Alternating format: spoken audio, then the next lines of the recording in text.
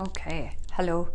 So what we're going to do is we're actually going to practice some our shoulders, opening up the shoulder a little bit more. And the shoulders are really the portal to getting this out of in a little bit of a better orientation. So if you're looking like this, then it's just your upper back, obviously, and your shoulders are a bit tight.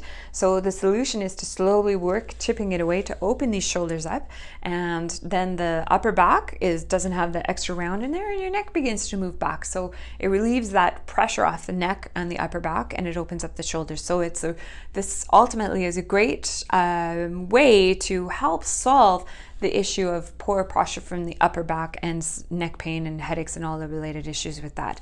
So you can work with a block. You don't need to, but it's nice. It's nice to have that prop in there. Ultimately, these poses, you're not going to be walking around with a block everywhere you go.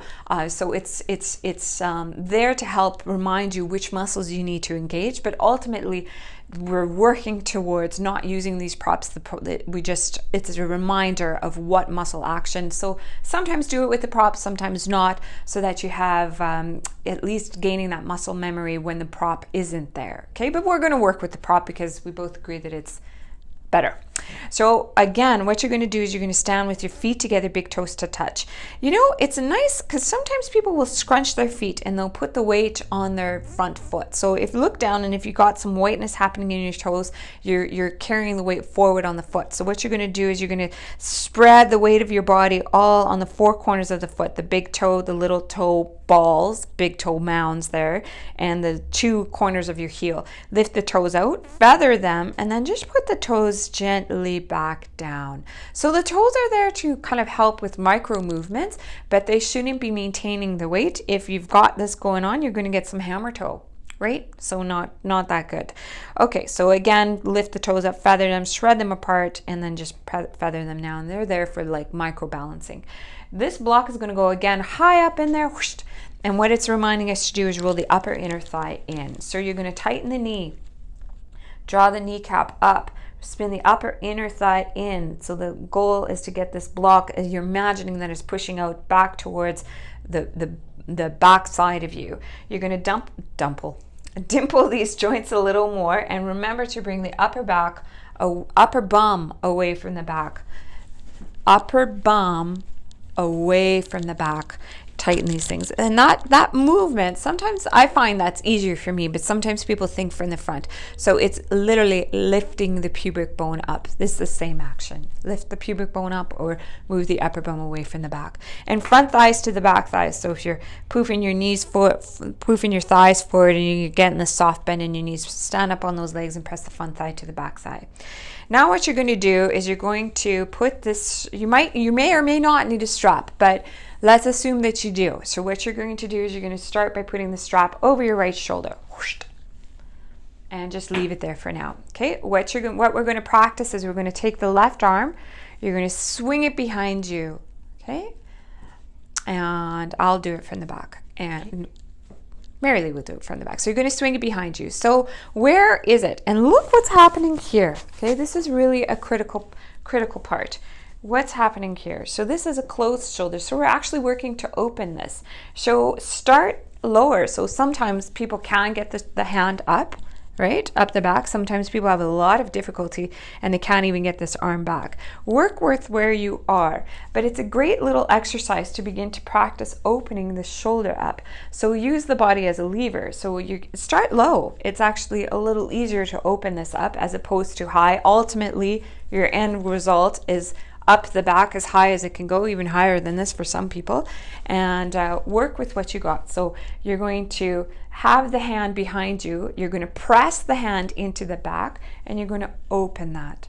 So this is that motion. Sometimes you might, in the beginning, this might not actually move anywhere for you, but we're going to open this, and you're going to hold this for 30 seconds on each arm. Okay, and I'm working quite low, but you were creating a lever. So this is pushing in, and obviously my body is resisting that motion, and I'm able to move my shoulder blade back and open up my shoulder. Okay. So would you like me to turn? Yes, and let's just see. And then I'll reset myself. Perfect. So Mary Lee is working quite low She might be able to go higher, but she's just pressing this arm into her back, and she's opening up the shoulder. So that's a good move. Then we're going to practice on the other side. Just show the other side. So put this arm, and open the shoulder. So we're going to do both sides, just 30 seconds on each side. You can do that twice. It's a nice way to, as a starter, to open up these shoulders and pressing into here and allowing this shoulder to roll open and the shoulder blade to push into the lumbar spine. And just make sure the legs are working to prevent any action from going into the lumbar spine. And you can turn around again and to face the front. So now, after you've done both sides of pressing the shoulder open and pressing the shoulder open for 30 seconds, you're going to put the left one behind your back again and see where it is, as high as it can go. You can even sometimes help with the other arm, lifting it up if you can, and if not, no problem. So if it can be up here, perfect, and if it can't, no problem. And then what you're going to do is you're going to throw the right arm up. So this is what happens. Oh, you're doing this.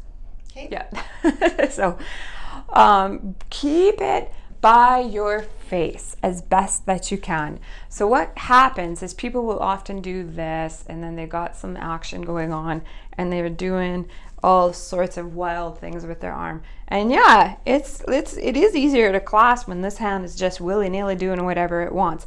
But it's not going to serve you long term. So it's not getting the proper orientation of the glenohumeral head, the shoulder head, into its sockets, much the same as with this orientation happening in the leg. So let's pay attention to what the arm should be doing. So this shoulder is rolling open, and again, it's that action, that the tricep over the bicep. Tricep over the bicep. That's really hard, and don't let that shoulder wing out. So if you've got this action going on, come a little lower, like start here and just get it right lower. Nobody's watching. They don't need to know that you've got this as opposed to the final pose. You're working to get there, and you may not ever get there, but you're working to get there. So this is your version of perfection. And that's where your work is to roll this arm, upper shoulder in, and try and maintain levelness here. So the legs are working to prevent the action from going into the lumbar spine, and these front ribs are still pressing in. That's really critical. And then just go to the side. Actually, I think turn around. So she can't clasp. No problem. That's no problem. But she is holding the strap, and what she's going to do is create the lever that her hands would create if she were clasping. So she's going to pull on the strap, and what pulling on the strap ultimately does is it allows her to work to open this part open a little bit more, and to allow this shoulder to move a little bit open. This move, working the arms as boring as this move may seem, but this one will really help to create the movement in the shoulder that you're craving, moving the shoulder blades back onto the back where they're supposed to be, and it'll help solve this issue and help with neck pain if we do it continuously. So let's demonstrate on the other arm. So come back to the front. So now throw the right arm back behind you. Good. And do the 30 seconds. You can either do it twice in the beginning or as you're starting this side, and that just really helps to open this shoulder. A lot of right-handed people will have, I think this is a tighter side for a lot of people, okay? Oh, and move the strap onto the other side, of course, okay? And then raise the left arm up slowly and start that orientation going. Tricep over the bicep motion, and bend the elbow. That's right, yeah, and keep that tricep over the bicep orientation. If you're clasping, great. If you're not, no problem. You're just holding the straps and you're creating a lever. So this arm opens. Try to get that closed part open as best you can. And this part is tricep rolling over the bicep and close to your face. If it's winging, not good. Come a little down and work towards keeping it there. And then slowly, inch by inch, millimeter by millimeter, up, as time goes on, and you'll see it's just a much better the proper way to do this, so that you're not actually going to hurt your shoulders in the future. So that is arm work that is totally necessary to morph the thoracic spine and the neck. Okay, so wonderful.